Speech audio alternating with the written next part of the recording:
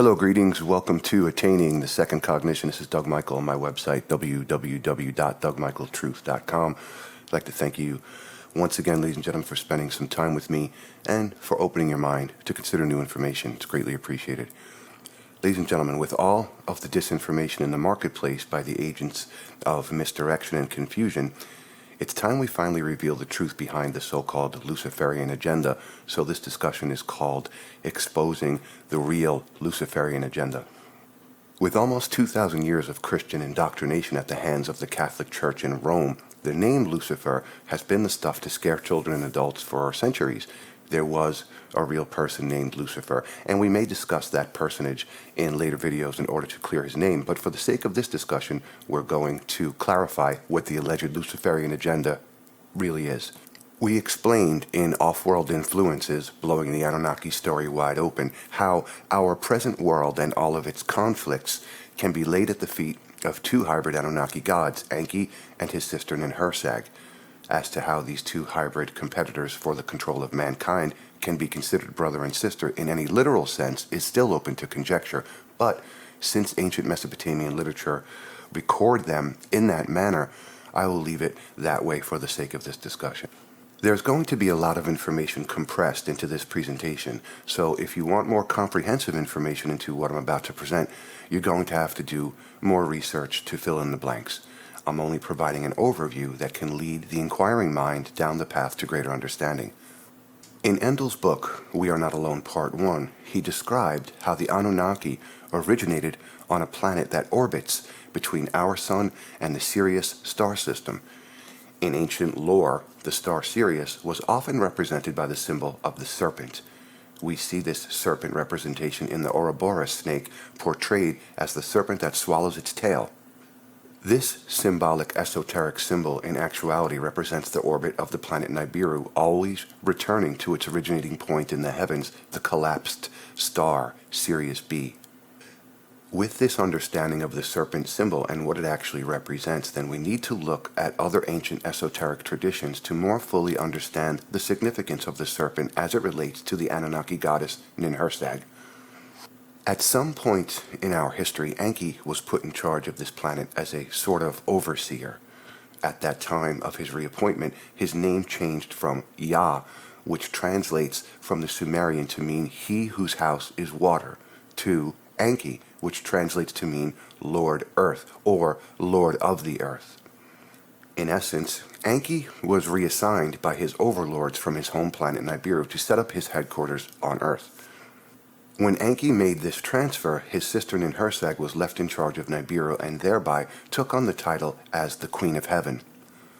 When Catholics say their prayers to the Mother Mary, they are in essence praying to Ninhursag who, like Mary, the Queen of Heaven, wears a diadem of 12 stars. This same characterization of a woman standing on a crescent found in Revelations 12:1 is an exact transfer of a description of the goddess Isis, who is also known as the Queen of Heaven. This information is covered extensively in Endall's book, mentioned previously, We Are Not Alone Part 1. Whether she is hiding behind the name Isis or the image of the Catholic Mother Mary, it is just Ninhursag hiding behind different names and playing the roles of many gods and goddesses throughout the ages. I touched briefly in the Anunnaki video how Enki and Ninhursag competed to control humanity and how each of them had their own ideas about how their own particular control mechanisms would be implemented. Enki favored the patriarchal system passed down to him by his own creators, a race of beings who operated from a planet orbiting the star Betelgeuse in the Orion constellation. Enki preferred to keep his human cattle illiterate and superstitious except for his priesthoods, which he allowed to be educated into his magical rituals as intercessors between his human herds and himself. Ninhursag, on the other hand, felt that she could better control humanity and win their support if she gave them knowledge. Naturally, humanity was not given all knowledge. She kept the darker secrets of magical knowledge for her own priestly acolytes, just as Enki did. For both of these tyrants, the name of the game over humanity was control. The only difference between them was how they were going to manipulate that control. With this information in hand, understanding the serpent's symbology being associated with the star Sirius, which was also known as the Star of Isis and is represented by the five-pointed star in ancient Egyptian symbology, then we can take a different look at the whole Garden of Eden episode and what it represents behind the superficial imagery and storytelling provided by the Roman Church. As the story in Genesis goes, God, and read that to mean Enki, allegedly created Adam and Eve and placed them in the garden, instructing them that they could eat the fruit from every tree except the fruit from the tree of knowledge. From this primary revelation, we can understand that Enki wanted his servants to remain ignorant. Enter the serpent, which represents Ninhursag as well as her association with the star Sirius through symbolic representation, who had her own agenda of providing limited knowledge to mankind and elevate them from ignorance and illiteracy in order to control humanity through a different mode of control. In ancient Egypt and in many other traditions, the Queen of Heaven, particularly Isis, was also known as Queen of Wisdom. It is through the traditions of knowledge that Ninhursag passed down to her acolytes over the ages that we arrive at the basis for all the esoteric traditions referred to by the secret societies and occult organizations as the ancient wisdom traditions. Just as Enki passed down his own brands of magic through his patriarchal priesthoods, Ninhursag set up her own mystery schools where her secret wisdom of the ages was passed down to her Aryan favorites, just as Enki passed his traditions down through the Aryan Jews and papal priests. No matter which culture you look into, you will find the patriarchal gods in every land competing with and trying to stamp out goddess worship wherever possible. Given the fact that we are looking at a competition between two avaricious Anunnaki gods, we can now peel back the layers of this millennia's-old war that continues to this day. A curious fact that it seems no one but Endall has figured out, at least not that I've discovered, is the fact that the Anunnaki, being a hybrid breed of mixed genes between humans and fish, is the fact that there were many issues associated with this mixed gene breeding. One of the foremost defects in this process was that of hermaphrodism. For those that don't know, a hermaphrodite is a person born with the sex organs of both male and female. Ninhursag was in actuality a hermaphrodite because she, and I will only use the term she because that is the sexual preference she chose to hide behind, was a hermaphrodite. We find her throughout history playing both god and goddess, both mother and son, as with the goddess Isis and her son Horus, which later got translated into the Christian religion of Mary and the baby Jesus. Since Ninhursag played many different roles throughout the ages, just as Enki did, she played both male gods and female goddesses. There is scholarly work that supports the idea that the Greek god Hermes was the same as the Babylonian god Ningishzida, who is represented in form with a double serpent entwined like the strands of DNA. This same symbol was also known as the Staff of Hermes and is found as the modern symbol of the medical profession, the caduceus. Ninhursag also played the role as the goddess Aphrodite, and it is through the combination of the names Hermes and Aphrodite that the word hermaphrodite originates. According to Greek mythology, Hermes and Aphrodite had a son who was also worshipped in certain shrines named Aphroditus. As we all know from biblical sexual mandates, Enki was pretty tight-assed where sexuality was concerned, and our Western cultures, sadly, have taken on his own brand of sexual neurosis. Ninhursag, on the other hand, was a licentious sexual libertine, finding no restrictions in any type of perverse manifestations of sexuality or tyrannical ritualistic practices. When I say licentious, I do not mean what goes on between two consenting adults behind closed doors. I'm speaking about rituals of bestiality, sexual rituals and sacrifices, and wanton orgiastic practices most noted in the Roman Empire. Such sexual licentiousness can be found in the biographical information of Aleister Crowley and his religion of Thelema, as well as rumored stories in circulation in regard to dark Masonic sexual rituals. Sex magic has been a continual theme amongst the esoteric traditions, and now that we know that Ninhursag is behind such traditions, then the veil of why such practices are in use are less of a mystery. Many ancient goddesses were associated with the planet Venus, which was also one of Ninhursag's favored symbols. Venus appears before the sunrise and is referred to as the light bringer because it precedes the rising of the sun and is therefore considered the harbinger of the sunrise. In Masonic traditions, Lucifer is also called the morning star, which represents Venus, and is also referred to as the light bringer. With all of these correlations, we find that Lucifer and the so-called Luciferian agenda is the agenda of Ninhursag, and that the dreaded Lucifer is also Ninhursag. The purported light that Ninhursag's secret societies are bringing to the world is the light of her brand of esoteric knowledge and wisdom, the tool she chose to control humanity with. These secret traditions have followed her Aryan creations since they arrived on this planet, and at least those that didn't pledge loyalty to Enki's patriarchal systems of ignorance and superstition. With this understanding, we finally arrive at what the entire Luciferian agenda is that lurks behind all of these symbols. These secret magical traditions have come to be known in esoteric circles as the underground stream of knowledge, and this stream of knowledge is the magical or energetic information abused by the Aryans to control mankind since they arrived to subdue and win this planet. Only the keenest researchers have been able to find the threads of this underground stream of knowledge over the years, and regardless of the accuracy of their research, they still come away with a puzzle because each and every one of them has a form of tunnel vision where figuring out this whole Luciferian agenda is concerned. The most acute researchers have been Christian-oriented researchers, and they can see much of the picture except how their own beliefs have been tainted by the ancient competition between Enki and Ninhursag. Because they suffer from this form of selective blindness, insisting on the belief that their own religion is somehow untouched by the warfare, they continue to find the pieces, but they can't assemble them to see the entire picture.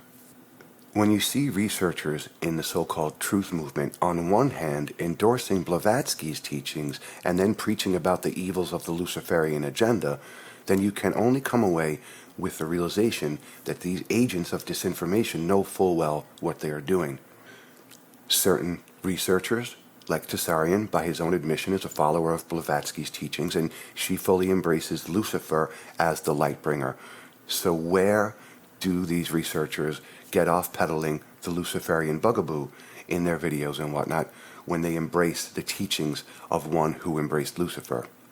The same can be said for other researchers in the truth movement who have followed Blavatsky's teachings on theosophy. Now that we have identified Lucifer or Satan as Ninhursag and that Ninhursag was an Anunnaki hermaphrodite, then let's take a look at the dreaded symbol of the Baphomet. The Knights Templar used to use their own system of code called the Atbash cipher. The word Baphomet, when translated using this code, translates to the word Sophia. From ancient Gnostic writings, Sophia was the goddess of wisdom. So here again, we have that wisdom goddess showing up once more in these secret traditions. When you look at this image, note that it is a hermaphroditic figure with one side male and the other side with a woman's breast. As Endall noted in We Are Not Alone Part 1, the five-pointed star of the goat's forehead signifies the star Sirius, the star of the goddess Isis. The crescents pointed to have a dual representation. Superficially, they stand for the sun and the moon, light and darkness, but the hidden meaning is representational of the orbit of the planet Nibiru, which orbits into our system from above the ecliptic plane to below the ecliptic, giving rise to the true meaning of as above, so below in all the esoteric doctrines. The goat features are representational of Ninhursag in the role of Pan, the god of lust. The torch on the goat's head is associated with the goddess Hecate and represents the torch of illumination, or wisdom. The caduceus represents Isis's support of the sciences and medicine, and the entwined serpents are also representational of the star Sirius in more ancient traditions, not to overlook the association with the double helix of DNA. The twin serpents can also be found in the ancient Sumerian god Ningishzida and the staff of Hermes. The scale-covered torso of the Baphomet illustration is representational of water. Given the assertion that Ninhursag is in fact a fish-human hybrid, the scales being associated with water should take on a more significant meaning. The goat head, aside from representing the lustful god Pan, can also be seen as a representation of the constellation Capricorn, which is symbolized as a goatfish and was associated with Yah in ancient Mesopotamia. The mother goddess motif followed Ninhursag wherever she set up bases throughout the world. because she became a master at genetic manipulation, she considered herself a virgin mother goddess because, through genetic manipulation, she could give birth to new creations in genetic laboratories, thus clarifying the whole mystery of the virgin mother mythology that she used wherever she established her bases of power. Although she and Enki both claimed to be the creators of Earth humans, they were not, although Ninhursag is solely responsible for creating the Aryan menace that has subjugated mankind for the last 5,000 to 6,000 years. Many biblical scholars have made note of the fact that in the Genesis version of the Old Testament that there were two creations. This story of two creations of humans signifies the original creators of the human race on this planet and the subsequent creation by Ninhursag of the Aryan race. In many of the Bible stories, we find that the second sons are always beating the firstborn sons out of their inherited birthright, in every case through a form of deception. These second son stories are allegories for how the Aryans continually beat the rest of humanity out of their birthright as the inheritors of this planet through their practices of deception. As with everything they do, they hide this truth in plain sight behind allegories that can't be perceived until one can advance their consciousness to see through the ruse. So now, ladies and gentlemen, you now have enough information to solve the real Luciferian agenda, what all the Christians fear and what all the esoteric traditions are hiding. There, of course, is so much more to the story, and I know many of my listeners will balk at this information, but it is what it is. For those who have been studying this conspiratorial information for any length of time, knows through researching such information we always arrive at the mystery and it remains unsolved. The inability to solve these mysteries is because the Aryan Consortium tyrants can't have any of this information known on a large scale, or humanity would pull them all down tomorrow. As it is, they have so controlled their human herds, few will listen to the truth and therefore pray at the altars of their masters, whether that is in churches or through chasing initiation rites into these Ninhursag-created secret societies. One can follow Ninhursag and Enki from ancient Sumeria into Egypt, into India, and ultimately into Europe and everywhere else in the world, but if one doesn't have the key pieces to solve the puzzle, it will forever remain a mystery. The Anunnaki were not all-powerful any more than the inorganics were all-powerful, and neither are their Aryan step and fetch-its. It is all a gigantic game of bluff and obfuscation, and when you can see through the obfuscation about the big bad Lucifer and see what it all actually represents, then the consortium no longer has that element to keep you fearful. You can laugh at their pathetic efforts to keep humanity subjugated through such children's myths and irrational superstition. Every avenue of modern academia, philosophy, psychology, medicine, and science finds its origins in Ninhursag's secret mystery teachings. Every bit of modern knowledge has its origins in her esoteric magical wisdom traditions, regardless of how scientism tries to separate the mystical underground stream of knowledge from our awareness and their sciences. It's all a gigantic hoax predicated on an ages-long pissing match between two hybrid creatures who couldn't even breed true and hated humans on this planet because we can do what they never could without running the risk of major birth defects in their pathetic offspring. If you want to know why these gods so hated humanity on this planet, this is the prime reason they did everything they could to tyrannize us. That and nothing more than absolute greed for power. This factor alone was justification in their twisted psychotic minds to abuse humanity on this planet for thousands of years. That gave them all the reason they needed to steal our minds, our livelihood, and our natural evolution, just so they could keep us as slaves to their fucked up agenda. Welcome to reality, folks. Every one of the secret society and theosophical acolytes worldwide who are in on the fix should be pulled down from every position of authority around this planet and left to rot in dungeons under horrible circumstances for all of the murder, mayhem, abuse, and tyranny they continue to perpetuate against the race of humans on this planet. Fuck compassion. These assholes sorely need a day of justice. Ladies and gentlemen, thank you once again for taking your time to listen to Attaining the Second Cognition. It's truly appreciated. I extend my gratitude and my heartfelt thanks to any and to all who take the time to open their minds to search for the truth and to push forward in their own cognitive advancement and willful evolution. Once again, thanks so much. This is Doug Michael, and until next time, walk in peace.